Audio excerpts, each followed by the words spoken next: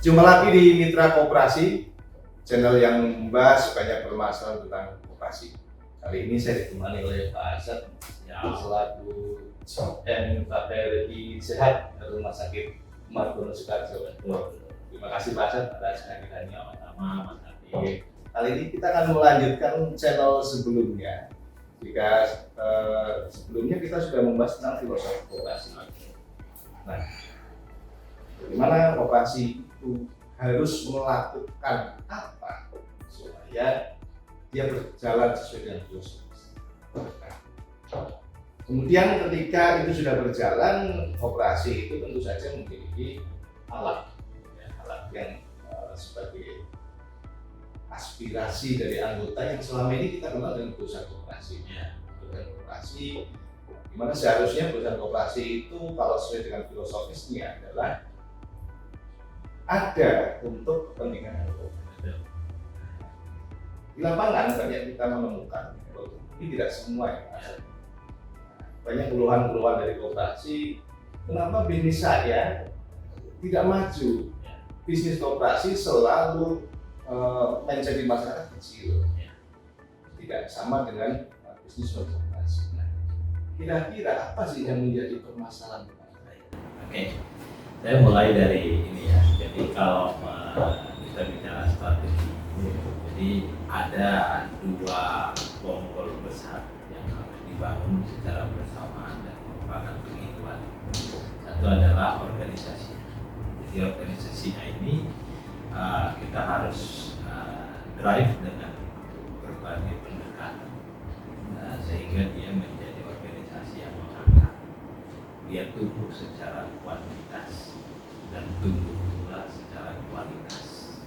Nah, kemudian yang kedua, bonggol kedua adalah perusahaan koperasi. Dan koperasi harus didorong menjadi besar. Nah, ini sebenarnya upaya yang seiring dan sejalan, tidak bisa satu sama lain. Dia harus dilakukan secara bersamaan. Jadi kalau perusahaan besar itu dipahami mewakili dari organisasi yang mengakar. Kalau organisasi mengakar itu terindikasikan dari perusahaan yang besar. Jadi merupakan satu kesatuan. Nah, jadi kalau ada kemudian orang berpikir koperasi pola berkembangnya nggak seperti perusahaan lain, itu tergantung cara melihat. Kalau kemudian dia di perusahaan koperasi dikelola dengan cara private, ya nggak bisa juga. Karena di sana ada demokrasi dalam berkeputusan.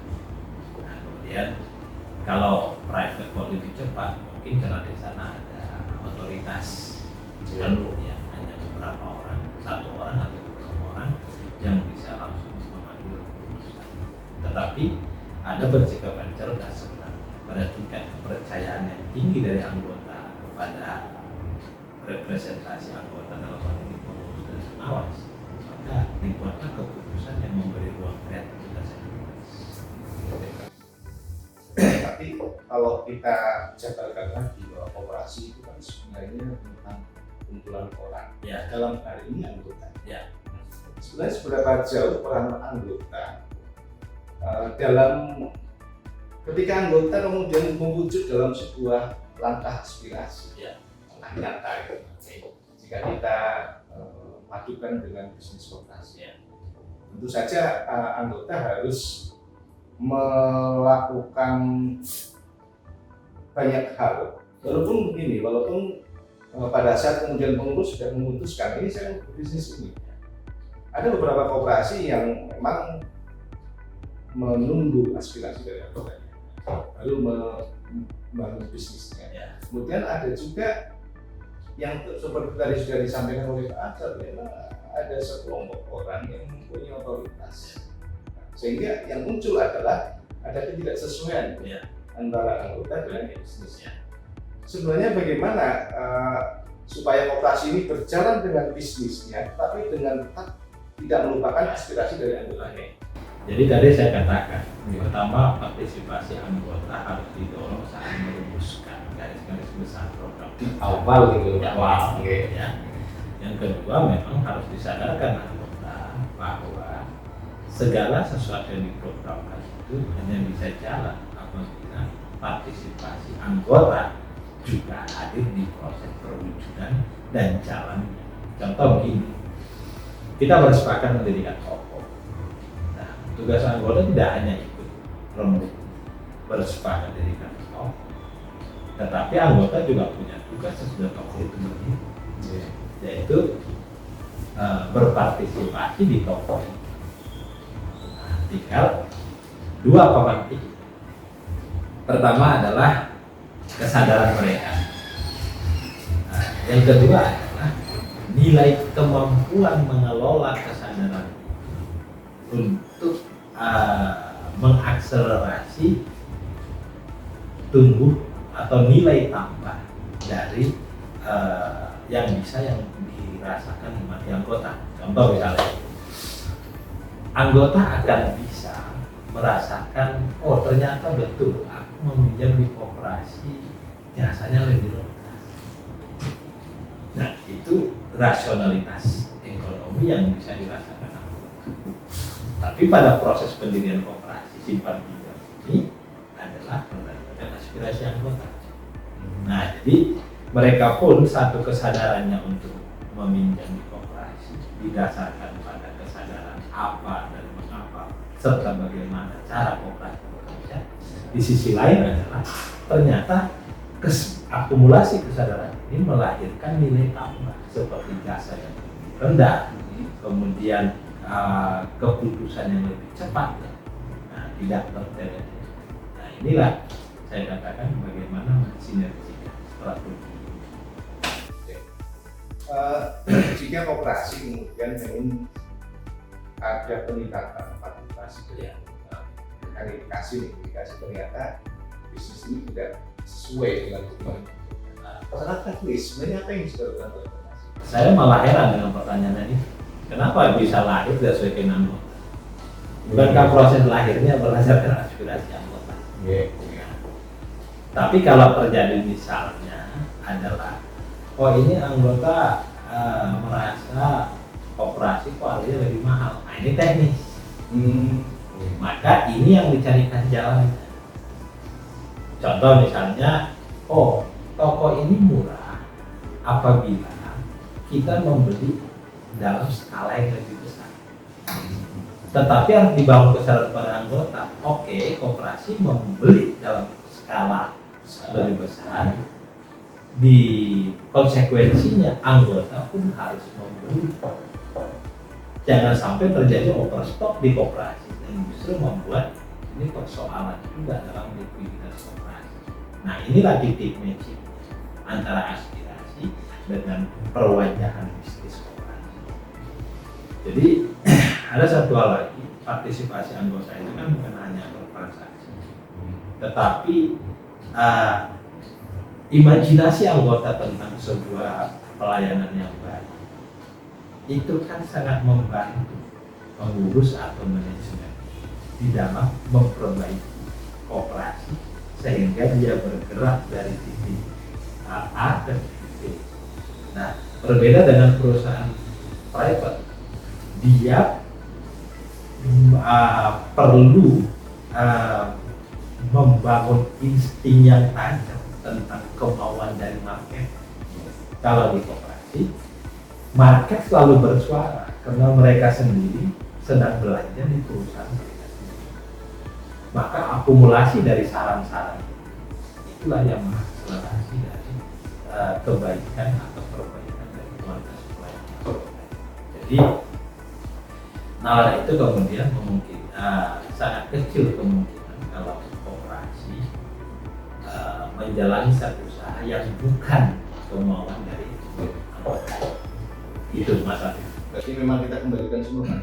Ya. Walaupun kemudian pada saat kita bicara tentang bisnis koperasi, ya, sebenarnya ada dua dimensi yang berbeda. Ya. Pada saat didirikan, Ya. itu prinsip koperasi memang sangat kental, inspirasi anggota, Ya. secara praktis. Tapi pada saat perusahaan ini sudah berjalan, Ya. perusahaan tidak bisa hanya mengandalkan prinsip-prinsip dan nilai-nilai koperasi. Oke. Karena ini adalah usaha, Ya. sehingga muncul adalah tata kelola Betul. profesional. Ya. Nah, apakah di lapangan? Jika mungkin ada pengamatan Pak Asad Ya. selama bertahun-tahun berada di dunia koperasi. Ketika muncul permasalahan tentang bisnis koperasi dan aspirasi, Ya. sebenarnya poin terbesar dari dua item ini mana sih yang perlu Ya. paling perlu dilakukan evaluasi dari koperasi? Perlu diingat, konsepsi jati diri koperasi itu kan terdiri dari 3 hal secara garis besar. Ada definisi, ada nilai-nilai, ada prinsip-prinsip. Nah, nilai-nilai ini kan menjadi sesuatu yang dijaga marwahnya, seperti demokrasi, menolong diri sendiri. Nah, kemudian di dalam panduan operasional, koperasi punya prinsip-prinsip. Nah, jadi bagaimana kombinasi antara prinsip-prinsip ini melahirkan satu pelayanan yang profesional. Nah, jadi koperasi itu tetap tunduk pada nalar bagaimana menjalankan sebuah perusahaan. Jadi pada satu sisi koperasi, perusahaan koperasi layaknya sebuah perusahaan yang selalu concern memproduksi produktivitas, memperhatikan efisiensi, kemudian dan efektivitas. Tapi di sisi lain, dengan prinsip-prinsip koperasi ini, justru ketiga hal ini lebih mudah untuk diwujudkan. Jadi jangan ada dibuat pembelaan bahwa adanya aspirasi ini memperlambat tumbuh kembang usaha. Justru dia memiliki dan dia akan menjadi lebih baik karena didrive dari nilai-nilai beda koperasi. Jadi nilai beda itulah yang menjadi sumber keunggulan koperasi sesungguhnya. Oke, Pak Asad. Yang terakhir mungkin ya, pada saat kemudian terjadi kondisi anggota ada 2 gugus. Ya. Kalau kita bicara tentang kelompok, ada kelompok manajemen atau pengurus. Sebenarnya apa sih yang diharapkan anggota atas bisnis? Dan yang kedua, apa sebenarnya yang diharapkan pengurus atas anggotanya ketika ini muncul sebuah bisnis? Oke. Yang pertama, kembali ke filosofi dasar keberadaan perusahaan koperasi itu kan apa? Yang targetnya memproduksi nilai tambah yang dibutuhkan oleh anggota.